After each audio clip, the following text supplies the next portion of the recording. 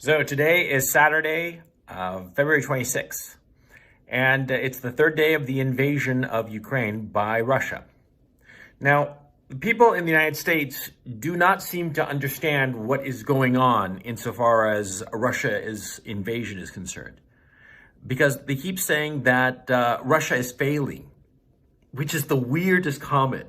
Russia is failing because Russia hasn't taken out the infrastructure of Ukraine, hasn't hit the electrical grid, hasn't destroyed the cell phone towers or the water supply or something like that. It's just remarkable. They keep insisting that the Russians seem to advance and then retreat whenever they meet any resistance. And it's just a failure of imagination on the part of so many American commentators that they do not seem to understand what Russia is really doing with this invasion. Because you see, the American mode of war is to go to a country and destroy everything. Destroy the electrical grid, cell towers, the water supply system, everything. Just destroy the whole thing and then roll in. That's not fighting a war. That's just mopping up the total annihilation of a country. And the United States has done this repeatedly in Afghanistan, in Iraq, in Libya, in Syria, or they semi-tried to do it in Syria. I mean, it's really kind of like a despicable way of making war, right? But what are the Russians doing? Well, see, the Russians, they don't want to destroy Ukraine. No, they don't want to destroy it at all. What they want to do is they want to capture it intact, see? And they don't want to hurt the civilians. Why would they? From their point of view, if they harm civilians, they just create enemies. And so they want to capture Ukraine, change the political leadership of Ukraine, and install a political leadership that is sympathetic to Russia's security needs and is going to be a long-term ally. But they don't want to alienate the Ukrainian population. Because if they alienate the Ukrainian population, well, the Ukrainian population will eventually overthrow this puppet regime. And the Russians want to install a puppet regime. Let's not pretend otherwise. But they want to install a puppet regime whereby the Ukrainian citizens are more or less indifferent to it. They don't want to install a puppet regime after having made the lives of Ukrainians so miserable. So that's why they don't want to destroy Ukraine or harm the Ukrainian populace. They want to capture Ukraine intact, change the political leadership, and then let it go. Of course, because they don't want to manage Ukraine. They don't want it to be a burden on them. They don't want that long term. And so what are they doing? They are rapidly invading the whole country, and everybody concedes that they're moving very, very quickly. But they're not hitting any civilian infrastructure. They're only hitting military targets. And they are relentless in hitting the military targets, but always with a certain degree of caution. And I'll explain why in just a moment. But they're hitting military targets. They are avoiding civilian populations and civilian infrastructure. And when they go to a city or a destination, when they encounter any resistance from the Ukrainian army, any serious resistance, they stop and pull back. Because what are they doing? They are encircling. That's their whole strategy. And it's very simple. And if you look at a map, you'd realize it. What the Russians are doing is that whenever they go to a major city, like Kiev, like Kharkov, and soon enough they're going to be in Dnipro, when they get to those cities, they go up to those cities and they meet some resistance and then they pull back. And they allow their forces to start to surround it. That's the strategy they're employing in Kiev. That's the strategy that they're employing in Kharkov. They are encircling these cities. And once they've completely encircled them, what will they do? They'll wait. That's what they'll do.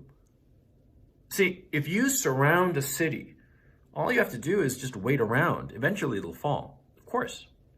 And so the Russians are systematically surrounding all of the major cities. And whenever they come across a smaller town or village, they just advance and cover it and capture it and move on and continue with their advance. Whenever they meet any kind of serious resistance, they stop, pull back, and then encircle. One of the things that they want to capture intact, and people don't seem to realize this, but it's very obvious if you think about it, they are trying to capture the Ukrainian army. That's not why there hasn't been any major battles with, hundreds or thousands of casualties. It's been light skirmishes. For all intents and purposes, the Russian army is tiptoeing into Ukraine. Insofar as air power is concerned, the Russians in the first 3 hours wiped the Ukrainian skies of everything. The Russians own the Ukrainian skies. Any plane flying is Russian. But insofar as their army is concerned, this isn't World War II. This isn't a World War II where the Russian armies were kissing cousins of the Mongol hordes. You know what I'm saying? No, this is the modern Russian army that has the goal of capturing intact Ukraine and the Ukrainian army. Because the Russians realize that once they have captured Ukraine and changed the political leadership, they will need an army to protect and look after the Ukrainian state and the Ukrainian people and the Ukrainian land. They don't want to destroy the Ukrainian army. They could do that if they wanted to. They would have done that already. They own the skies over Ukraine. Their goal is to capture Ukraine, capture the Ukrainian army with as little casualties as possible to the Ukrainian army. And that's why whenever they come up against serious Ukrainian resistance, they keep consistently pulling back. And in the West, this is interpreted as the Russians are weak, which is so weird. It's like the Russians are so weak, they're not advancing as fast. That is a separate issue that I'm going to get to in just a moment. But the Russians are so weak because they're not obliterating the Ukrainian army. Because that's what the Americans do. They obliterate anything that crosses their path. Friend or foe, they don't really care. But the Russians do care.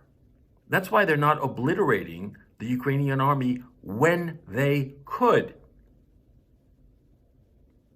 A friend of mine, Alex Christoforou, and the Duran, a great show, he pointed out something that I'd never considered, which is very obvious. He pointed out the fact that, you see, the current Ukrainian leadership in the military, the generals in Ukraine, they went to military academies with the generals of the Russian armies. They're drinking buddies since when they were back in 18-year-old, 19-year-old plebes. They know each other. They don't want to kill each other. Of course not. You've got some buddy when you were drinking out when you were 18, right? You want to kill him? No, you could be on opposing sides of whatever contest, but you don't want to hurt him. Of course not. You'll be pissed off at him maybe, but you don't want to kill him. The Russian army doesn't want to destroy the Ukrainian army. They could have done it already in these 3 days of combat.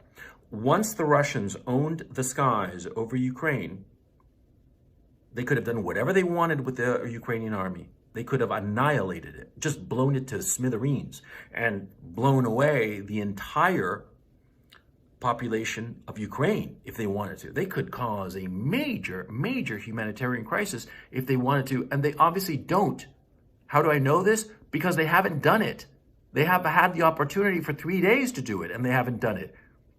I'm doing this stupid video from a hotel room in downtown Kiev, and I'm going to upload it to the internet. Do you think I'd be able to do it if the Russians were really serious about conquering Ukraine? They want to capture it. Understand that. And understand that you in the West, you are being goaded into thinking that Putin and the Russians are like evil Antichrist. You don't understand why the Russians are invading. And your political leadership, Boris Johnson, Joe Biden, all these people, they don't want you to understand. Of course not. They want you to just demonize, just to take the easy way out. They want you to imagine that this is a Marvel comic book movie And that, there are white hats and black hats, good guys and bad guys. Yeah, we gotta kill the bad guys because we're the good guys. Yeah. It's so naive. The Russians don't want to harm Ukraine. They would have destroyed Ukraine if they wanted to. But they don't. They want to capture it in one piece. Now, you can say that Russia's motivations are this, that, the other. It doesn't matter. You have to look at the practical reality that is taking place now.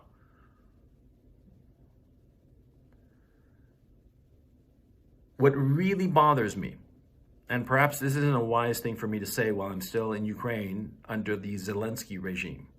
What really bothers me is that the Zelensky regime has no trouble causing a humanitarian crisis. In fact, they welcome a humanitarian crisis. They would love to see dead Ukrainians. And I know this for a fact. And do you know how I know this for a fact? Because the Zelensky government has been handing out AK-47s willy-nilly to the civilian population. As I understand it, they've already handed out 10,000 AK-47s and munitions to match. Now, you see, if you've never had any kind of military experience, you, with a weapon like that, you can become extremely dangerous to all the people around you and to yourself. It takes training to operate a firearm. You have to know what you're doing. It's not a casual thing, okay? It's not like in the movies. It's very, very dangerous. And you can harm yourself before you harm anybody else. And the harm you can cause to others is, it's incalculable and you can't take it back. Now, the Zelensky regime is handing out these weapons, teaching people how to use Molotov cocktails, how to make Molotov cocktails and use them themselves. They want to foment the people to fight the war against the Russians. And the thing is, see, the Russians have professional soldiers. Now, these professional soldiers, they carry a weapon. They know what to do with the weapon. If they see somebody armed, be it a man in a uniform or just a civilian with an AK-47, well, they're going to shoot him, okay? And so that civilian will be dead, and that will present a great photo op, now won't it? So that Zelensky can wrangle some European country or the Americans or whomever to come in and get involved in this war and potentially escalate the situation to levels that are unimaginable. The Zelensky regime is doing something frankly evil, because it is evil to put civilians, to encourage civilians to do something that incredibly dangerous and irresponsible. The Zelensky regime has also put heavy weaponry in civilian population centers. Now, these heavy weapons, howitzers and whatnot, they're dangerous. And so the Russian army has every right and obligation to destroy such heavy weapons. But of course, when trying to destroy such weapons, it's inevitable that you're not going to quite hit the weapons when you try to aim for them. You're going to hit around the weapons. And therefore, if these weapons are in the middle of apartment complexes, you're going to have Russians shelling apartment complexes, killing innocent civilians. The Zelensky regime is putting these weapons in the middle of populated areas precisely because they want to have this happen. And I'll tell you something else that the Zelensky regime is doing. They are forcibly conscripting men between the ages of 18 and 60. They are not allowing them to leave the country, and if they try to leave the country, they are arrested and forcibly conscripted. That is, forcibly put into the Ukrainian army. Now, what has happened because of this? Well, just about every man between the ages of 18 and 60 is running away from the cities. That's why there are so many refugees. It's not that they're seriously thinking that the Russians are going to shell and destroy their apartments or their homes or whatnot. They're afraid of getting arrested and forcibly conscripted. The women and the young children and old men are having to hide these men who are between the ages of 18 and 60. And by the way, this isn't something that I heard. People that I know personally, people that I do business with, I know them. I've gone drinking with them, eating with them, doing deals with them. They've had to leave Kiev for fear of being forcibly pressed into the Ukrainian army. Middle-aged men, farts like me, who are out of shape, we're real good at some business deal, but crappy at carrying a backpack and a weapon, with no experience whatsoever in such activity. And the Ukrainian government, the Zelensky regime, is doing this. And why do you think they're doing it? Well, first of all, you don't forcibly conscript men into your army if you think that you're winning. Now, do you? Of course not. Number one. And number two, by having this forcible conscription, you scare all the men and you create, all on your own, a whole class of refugees, of people fleeing the cities.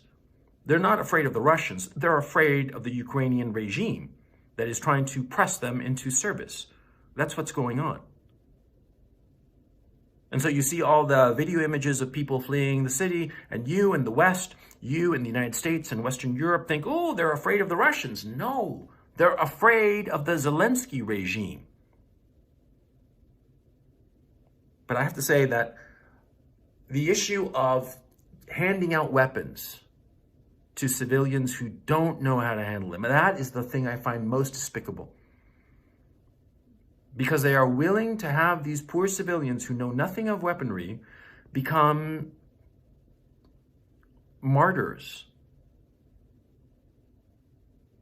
Because the Russian soldiers who see some civilian with a gun, well, what do you think he's going to do? He's going to shoot him. And that innocent civilian who doesn't even know how to hold the damn weapon is going to die needlessly for nothing, for absolutely nothing. And I find that despicable. I find that truly evil. Also, the Zelensky regime can get a nice photo op. That's what's going on. And if you want to say that the message I'm saying is pro-Russian or pro-Putin, or I'm a Putin stooge or useful idiot or whatever, fine. I don't care. I mean, I don't really care your opinion, man. I don't give a fuck what you think about me. I'm telling you the truth. I'm here. I'm here in Kiev, in the downtown, waiting for the Russians to invade the damn place, So I know what I'm talking about.